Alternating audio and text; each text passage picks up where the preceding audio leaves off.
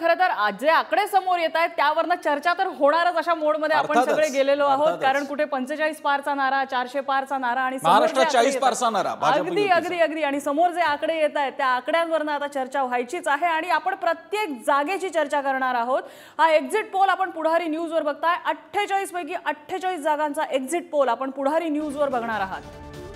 प्रत्येक जागा मला वाटतं प्रसन्न महाराष्ट्रातली चुरशीची आहे आणि अनेक ठिकाणी तिहेरी लढती आहेत, अनेक ठिकाणी अगदी काटेकी टक्कर असेल, काही ठिकाणी विश्लेषकांचं असं म्हणणं होतं की उमेदवार द्यायला अमुक अमुक पक्ष चुकले। तर ह्या सगळ्याकडे बघताना मला वाटतं प्रत्येक जागेची चर्चा होऊ शकते आणि पुढारी न्यूजने सुद्धा प्रत्येक मतदारसंघात जाऊन अगदी तळागाळातला हा सर्वे केलाय।